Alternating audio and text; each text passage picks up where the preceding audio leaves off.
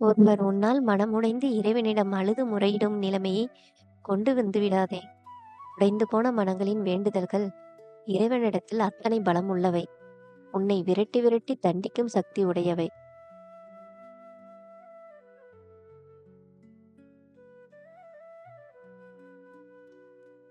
மனதால் காயப்பட்டு கண் கலங்கும் போது எவர் ஒருவரின் வார்த்தை உன் மொத்த நிலைமையையும் மாற்றுகிறதோ அவரே உன் வாழ்நாள் பொக்கிஷம்.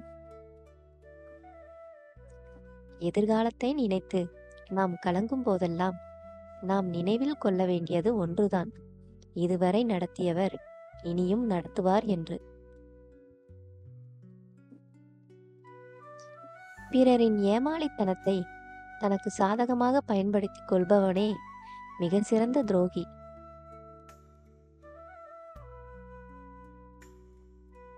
உன் கவலைகளை ஆண்டவனிடம் மட்டுமே சொல்லி அழு. ஏனெனில் அவர் மட்டுமே அதை யாரிடமும் சொல்லி சந்தோஷப்பட மாட்டார். பிறந்துவிட்டோம் என்று வாழாதீர்கள், இனி பிறக்கப் போவதில்லை என்று நினைத்து வாழுங்கள். உன்னை புரிந்து கொள்ளாத எதுவும் உன்னுடன் நிலைப்பதில்லை. உன்னை புரிந்து கொண்ட எதுவும் உன்னை விட்டு விலகுவதும் இல்லை. நீ சிரித்துப் பார், உன் முகம் உனக்கு பிடிக்கும். மற்றவர்களை சிரிக்க வைத்துப் பார், உன் முகம் எல்லோருக்கும் பிடிக்கும். நம் செயல்களால் மற்றவர்கள் வருந்தக்கூடாது என நினைப்போர்தான் இங்கு பல சூழ்நிலைக்கு வருந்தத்தக்க நிலைக்கு மற்றவர்களால் தள்ளப்படுகிறார்கள். உறவுகளோடு இருக்கும்போது இறைவனின் பார்வை உன்மீது இருக்கிறது என்று மகிழ்ச்சியாய் இரு. தன்னந்தனியாக நிற்கும்போது அந்த இறைவனே உன்னோடு இருப்பதாக நம்பிக்கையோடு இரு.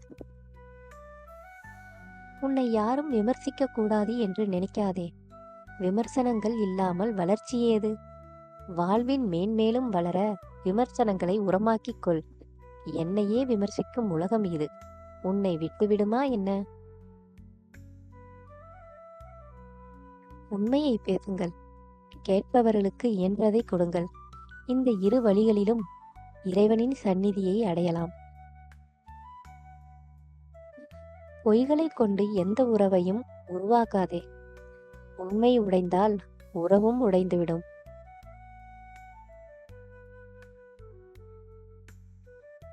பிரச்சனைகள் பற்றியே சிந்தித்துக் கொண்டிருந்தால் இன்னும் பிரச்சனைகள் மட்டுமே வந்து சேரும். பிரச்சனைகளை தீர்க்கும் தீர்வை பற்றி சிந்தித்தால் நிறையவே வாய்ப்புகள் வந்து சேரும். நமது வாழ்க்கையும் ஒரு பள்ளிக்கூடம்தான்.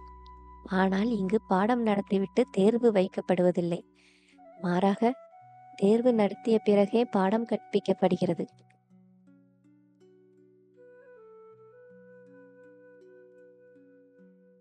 கடலில் கல் எறிவதால் கடலுக்கு வலிப்பதில்லை, கல்தான் காணாமல் போகும்.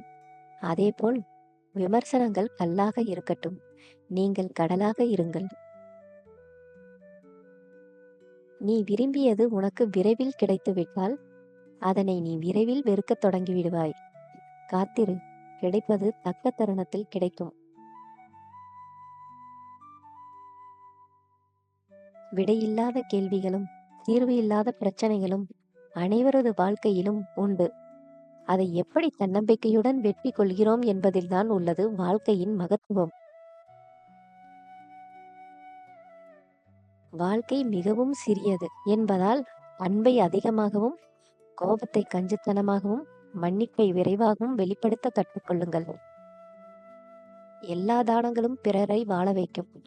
ஆனால் நிதானம் ஒன்றே நம்மையும் வாழ வைக்கும், பிறரையும் வாழ வைக்கும்.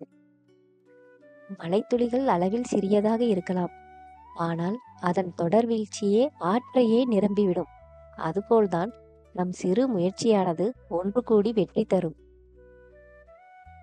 ஒதுக்கப்படுகிறாய் என்று தெரிந்தவுடனே ஒதுங்கிவிடுங்கள். காரணம் மட்டும் கேட்காதீர்கள். உங்களை காயப்படுத்துவதற்காகவே பல காரணங்களை உருவாக்கி வைத்திருப்பார்கள். நீ சிந்திய கண்ணீர், நீ பட்ட துன்பங்கள் பலருக்கு வேடிக்கையாக இருக்கலாம். ஆனால் கடவுளுக்கு தெரியும் உன் வேதனையின் வழி என்னவென்று. நிச்சயம் உனக்கு நல்வழியை காட்டுவார்.